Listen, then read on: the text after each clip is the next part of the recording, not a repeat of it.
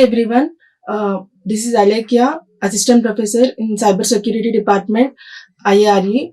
So today our topic is on cybersecurity policies and internet governance in foundations of cybersecurity. So contents are cybersecurity policies and internet governance. So cybersecurity policies is nothing but it is an educational document that has to be read by the reader so that he can know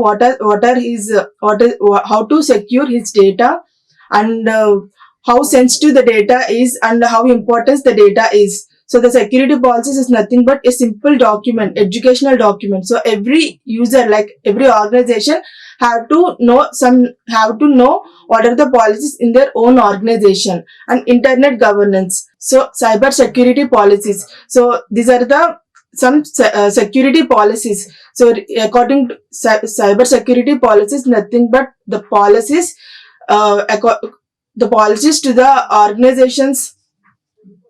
So the policies to the organization's data that has to be secured by the organization, and the sensitive data has to be secured by using some cyber security measures. So these are some cyber security policies. So first, these are some cyber security policies described below. So first one, virus and spyware protection policy, and second one, firewall policy, and third, intrusion prevention policy, and fourth, application and device control, and fifth, host integrity policy. So first, virus and spyware protection policy. So it mainly helps to detect threats in files. So what are the files that are in organization, the important data that will be in the files. So that has to be detected by using these policies. So it helps to detect threats in files, to detect applications that exhibit suspicious behavior. So the things that are not going well, the suspicious behavior. So the things that are not going well, that has to be detected by using these policies, and it helps to detect threats in files which the users tries to download by using reputation data from download inside. So it helps to detect the data. It helps to detect the threats in the files. The threats in the files by using which help the users to try to download. So the users who are using the users in the organization, so they'll try to download the data in using reputation data. So they think that the data is coming from the reputation organization, and they download it by this, the data will be corrupted. So by using virus and spyware protection, they can be protected. So it will remove and repair the side effects of virus. So the system which is attacked by the virus, that can be removed and repairs the side effects. Like if any virus attacked by the system, there will be some side effects, like the system might be shut down suddenly, or the system might get slowed down. So by using this policy, that can be reduced. So removes and repairs the side effects of virus and security risks by using signatures. So by using signatures, that can be removed and repairs can be done. So signatures is a private key which is used to protect the data. So signatures are a private key which is used to protect the data from the cyber attacks. So for example, here there is a user A and there is a user B. So if the user A want to send a message to B, that can be encrypted. So encryption is nothing but giving security. So here the plain text is converted to ciphertext. So by using some A's private key. So there will be two keys like public key and private key. So A's private key is with the A, and B's A's public key. He should have to know A's public key, how to know by B. So by using this A's public key, the A can use to decrypt the data and get the plain text. So the ciphertext is converted to plain text by using this decryption. So this is an example only. So any data which can be transferred, the attackers try to attack on that. So by using some policies, we can detect the data. We can transfer the data securely. So next one, firewall policy. So firewall policy is nothing but it is like a wall. It is like a wall where the internet and it is between the internet and the users. So it is between internet and the users, where it will filter all the threats and all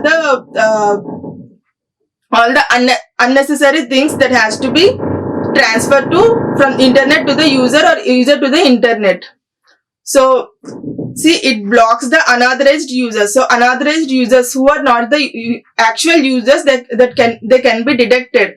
They can be detected, and they'll block it. They'll block it from accessing the systems and networks that connect to the internet. The networks which are connected to the internet, the users who are using the internet, they can be protected. They can be protected by using the firewall policy. So firewall policy is nothing but it will stand like a wall, and the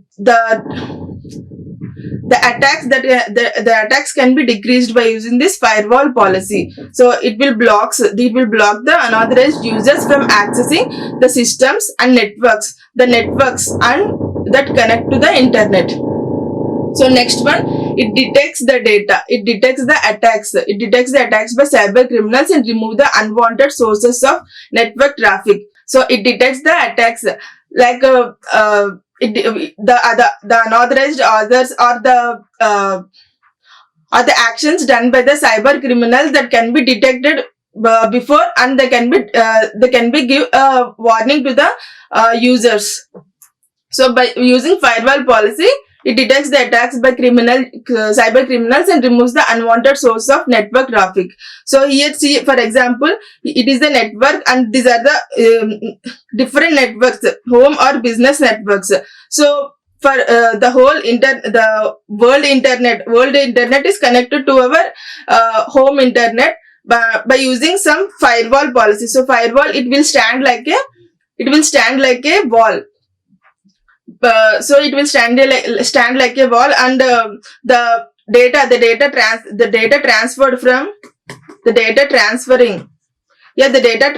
is transferring from internet to our internet. So the things, the internet to internet, the network traffic which is going on, the data which is transferred, that can be securely, that can be checked and securely given to the users. So next one, intrusion prevention policy. So this policy actually automatically detects and blocks the network attacks and browser attacks. So network attacks and browser attacks, that is which is related to the internet, the actions done by the cyber criminals through network and browser, that can be detected by the intrusion prevention policy. So this policy, it will automatically detects and blocks the network attacks. So next one, so it also protects applications from vulnerabilities and checks the contents of one or more data packets and detects malware which is coming through legal ways. So here data packets is nothing but the data which is divided into different forms, different categories. So the data packets, so is for suppose there is some block of data. So suppose there is a data that can be divided, and they can be transferred. So dividing and transfer, it will be more easy. So when transferring, the data should transfer clearly. So in this, if there is any cyber attack came,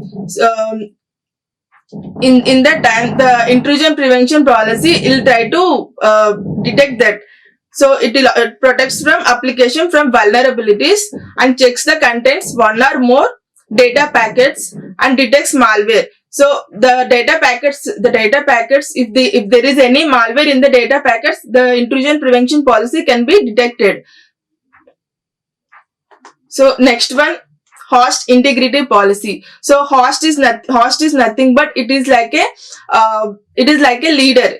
So this policy provides the ability to define, enforce and restore the security of client computers to keep enterprise networks and data secure. So this policy, it mainly provides the ability to define. So what are the things in the organization is going on, and enforce and restore. What the users have to restore the security of client computers. So they keep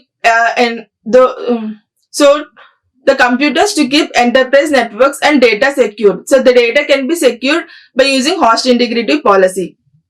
So we use this policy to ensure that the client's computers who access our network are protected and compliant with company's security policies. So we use this policy. So we mainly use this policy to ensure that the client's computer who access our network, the client computers who access our network are protected and compliant with company's securities policies. So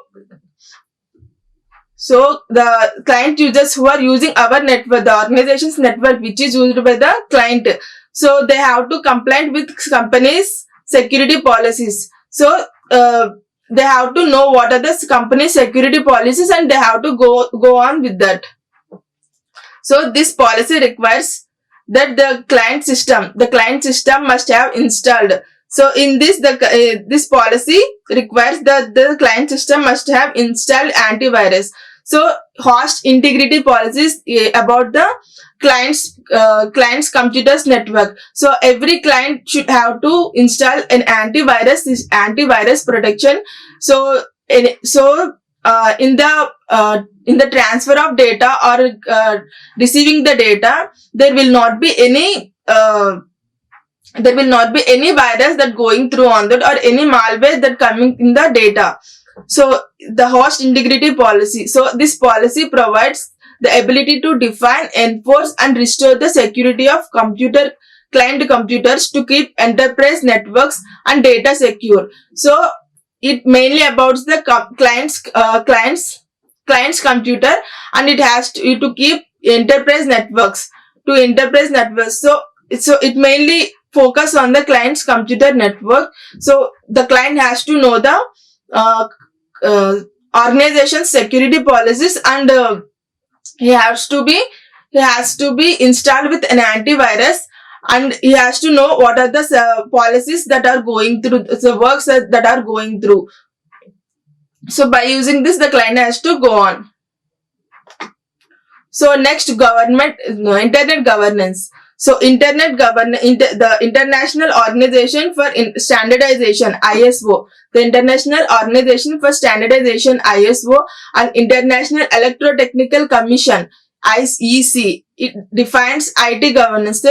Both the ISO and IEC defines IT governance as they have given a definition like the system by which an organization directs and controls security governance, specifies the accountability framework and provides oversight to ensure that risks are adequately mitigated, while management ensures that controls are implemented to mitigate risks. So it is a definition for internet governance. So here the system by which an organization directs. Every organization has a system that has to be directed, and it can be controlled by some security governance. So the government will give some security rules and policies. So according to that, the organization has to frame their own policies. So like that, it specifies the accountability. So every security governance, it specifies the accountability framework. So how the accountability that have to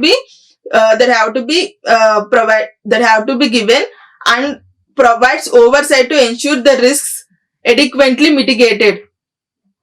So the risks what are coming through, so they have to be predicted. They have to be predicted before. So while management ensures that the control are implemented to mitigate risks. So the management has to look on through that. So if they implemented the mitigated risks or not. So this is the definition of internet governance. So internet governance is a government body that has that some policies are given by the government, and the organization has to frame their own policies by using the internet governance. So internet governance is nothing but the internet that which belongs to the government, and it gives some policies and rules and regulations. So many organizations we have assessed seem to struggle with 5 fundamental challenges to cybersecurity governance. So many organizations, so they have some 5 fundamental challenges. These are some challenges that cybersecurity governance has to seem to struggle. So what are this means? First one, cybersecurity strategy and goals. So what are the strategies and goals that cybersecurity that every organization should have, and standardized processes. So what are the process? So what are the process what are the standard processes that have to be done? And enforcement and accountability, and senior leadership, oversight and resources. So these are all the 5 fundamental challenges to cybersecurity governance.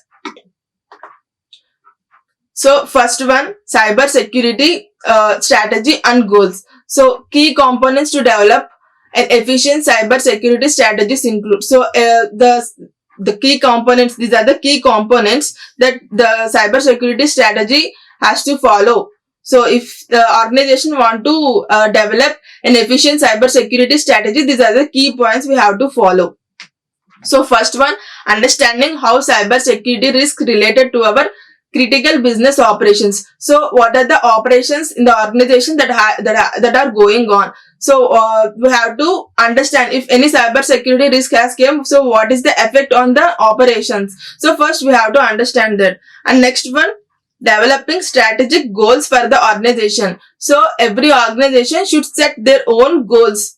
So by setting these own goals, strategic goals, they can implement any operation by using these goals.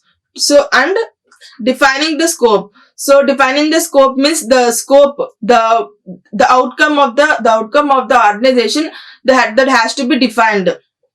And identifying cybersecurity needs and develop objectives. So identifying, what are the cybersecurity needs? We have to identify, so every organization has to identify that, and based on this they have to develop some objectives. So what are the objectives they have to develop by using this cybersecurity needs? And establishing key performance indicators. So KPIs means nothing but key performance indicators. So key performance indicators is nothing but, so here the so what are the performances? So what if any performance is done, the output will come. So what are the key performance indicators? So that has to be established. And determining resource needs. So what are the needs for the resource? So what are the needs for the resource that has to be determined. And risk appetite. So if there is any risk has done, so what is the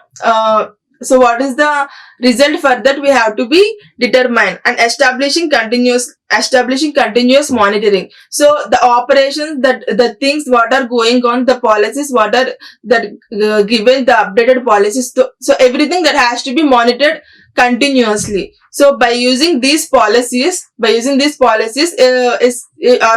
can effectively build up some security strategies. Next one, standardized processes. So standardized processes, here many organizations have processes and personnel to ensure that daily tasks are completed. So many organizations have processes and personnel to ensure that daily tasks, so the tasks what are going on our daily life, that has to be completed or not. Many organizations have to process that. And establishing repeatable process is a key factor for organizations overall cybersecurity governance program. So cybersecurity governance program main goal is to establish repeatable processes. It's a key factor to organization. So it's a key factor to organization from overall cybersecurity governance program. Cybersecurity governance program. So cybersecurity governance program that is ad hoc and inconsistent with eventually lead to shortfalls. So by using cybersecurity governance program, it will inconsistent with eventually leads to shortfalls. Shortfalls means the security has been highly increased. Suddenly the security has been highly increased by using these policies. And cybersecurity governance program will lead to increased security breaches, compromises and attacks. So the organization which is suffering from the breaches, compromises and attacks, that has to be decreased by using this cybersecurity. So by it, the security has been increased. So these can be cyber attacks, security attacks, all this can be decreased.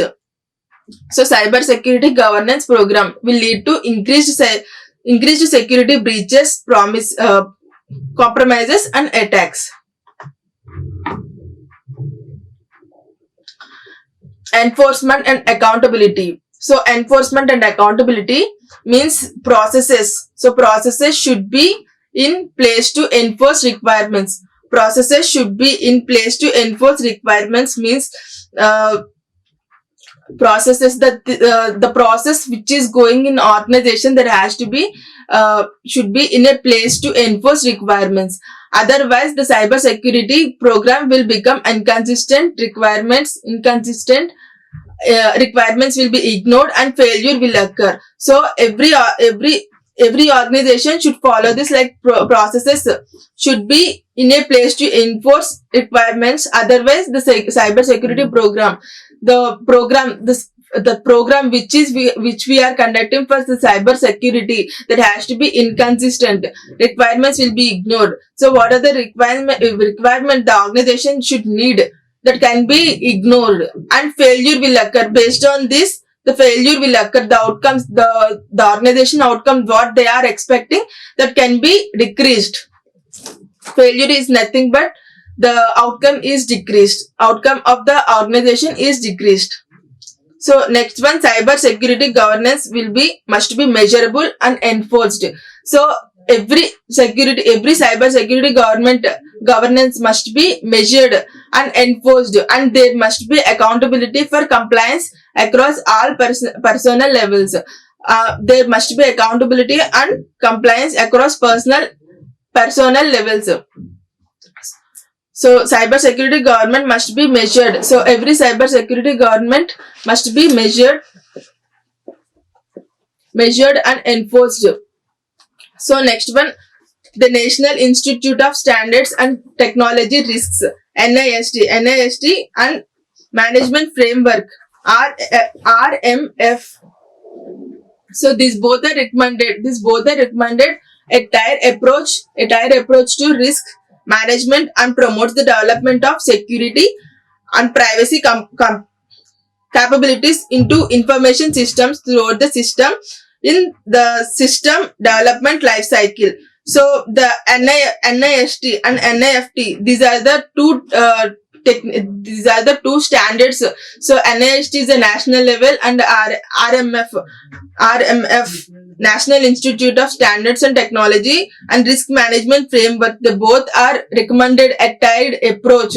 So they both are recommended to risk management and promotes development and privacy capabilities into information systems. So throughout the system development life cycle, they have to be given importance.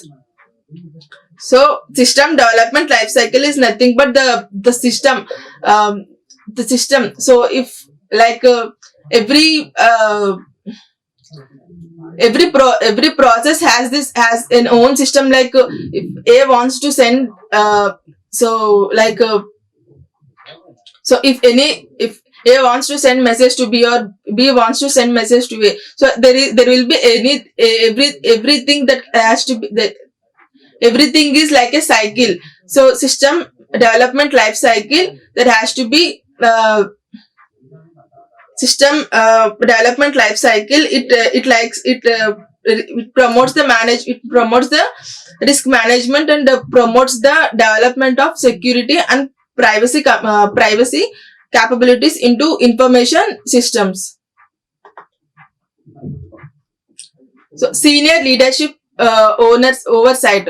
So senior leadership oversight is the list of leadership principles. So leadership principles means every organization has some leaders they have to follow some principles. So senior leadership oversight has a list of leadership principles. They have some list of leadership principles that are relevant in establishing efficient cyber security governance program. So to establish cyber security governance program, the senior leadership, so to establish this, the leadership principles has to be given in any, so there has to be developed in every organization. So let us go from first one. So first one, ensuring the information security policy and information security objectives are established. So ensuring the information security policies and the information security objectives are established and are compatible with the strategic direction of the organization. So the security policies and the information security, so these have to be the objectives of this has to be established. So by using this, the strategic direction of the organization. So what are the things we have to do the next step? So like we have to predict, we can predict what has to do next. So by using this security policy and information security objectives. So by the objectives we have established. And next one, ensuring information security management systems. Ensuring information security management systems, the requirements are integrated into organization's policies. So what are the organization policies that are going on? So so for example, for any organization, there should be first collecting the data and processing the data and giving the output. Like that, every organization has some data. Like that, ensuring information security management system requirements. The security management system requirements that has to be integrated. So that the things. So information security management requirements, they have to be integrated with the. So they have to be integrated with the organization's policies. So by using this, the cyber security governance program has to be strengthened. And next one, ensuring that the resources needed for the information security management system are available. So the resources that needed for the information security, is it available or not? We have to make sure about that. So ensuring that the resources needed for the information security management systems are available. Next one, communicating the importance of effective information security management and conforming to the information security management system requirements. So communication is nothing but communicating between the higher authorities to lower authorities. So like that, everyone should communicate with each other the importance of information security management and conforming to the information security management systems. So if there is any problem, they have to inform to the information security management. So every organization member has to know what are the policies in their own organization, and they have to discuss in their own with each other. So by discussing, if there is any problems occur, they can complain to information security management. So by using this, the policy might be changed. So by updating every time, the cyber security governance program has been strengthened. So ensuring that the information security management system achieves its intended outcomes. So what are the outcomes we have given before? Is it is they have is they have achieved or not? We have to is they have achieved or not, we can ensure by using information security management system. So if we use information security management system for taking the data, and we have taking the data, and the data has to be secured and managed clearly. So ensuring that the information security management system achieves its intended outcomes or not, we have to see. Next one, directing and supporting staff. Directing and supporting staff to contribute to the effectiveness of the information security management. So directing and supporting, some people have to direct and some people have to support in the staff to contribute the effectiveness of information security management system. So information security management system that has to be effectively done by using, some people have to be directed and some people have to be supported in the organization. Promoting continual improvements. So every time updations have to be done. Promoting continual improvements means so every time, so they'll have to keep some time, and every time they have to be updated for more improvements in the organization's processes and policies.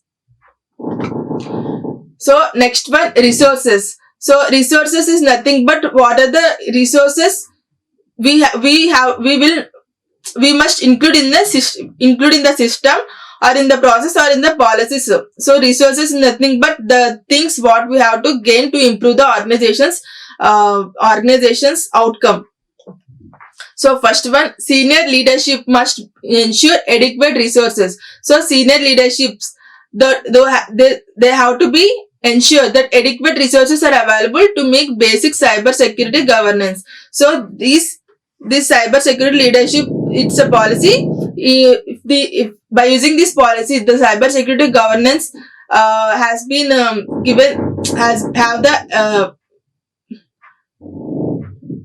so senior leadership, they should know is the organization have adequate resources or not to meet the basic cyber security governance, and compliance need to commensurate with organizations cyber security strategy and goals. So if this, it's like the compliance need to commensurate with the organization's cyber security strategy. So if it is the policies, the strategies that given, the goals that are given, that has to be achieved or not, we have to monitor every time. So next one, funding must be allocated to the highest priorities. So funding is nothing but investing must be allotted to the highest priorities to secure information and information systems. So adequate for the level of risks. So to reduce the level of risk, the funds that has to be given to the security information and information systems, they have to be given more highest priority. So by giving the highest priority, by giving highest priority, the level of risk that can be decreased easily. So next one, resources must be included dedicating funding for qualified personnel and training. So resources must be included. Resources must also include dedicated funding. So resources must also include dedicated funding is nothing but the resource that the organization that has some dedication, that qualified personnel and their training must be included in the organization or not. And in addition, the resources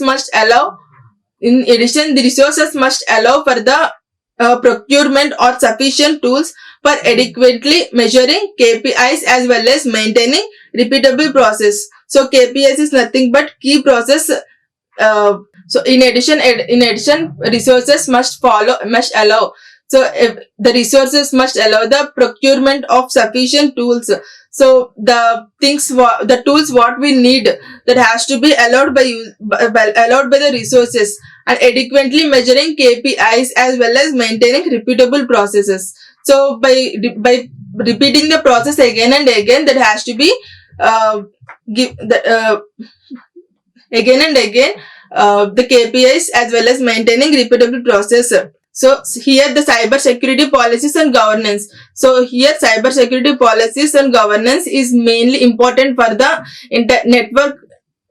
network security for the any user. Like any user is nothing but an organization, every organization. So every organization should have some policies. They have to establish some policies to secure their sensitive data which is nothing but their organization's data, like manufacturing or financial data or credit card details. They all come under sensitive data that has to be secured by the organization by using cyber security policies that has been established. So what are the policies they have established? They can be integrated with the internet governance. So internet governance is nothing but the governance the government which will give some policies. They have to be the government which is giving some policies through for internet accessing. So they have to be integrated with cyber security policies, and the organization has to be maintained. So in this we have these are the policies in cyber security policies which I have explained, and these are the internet.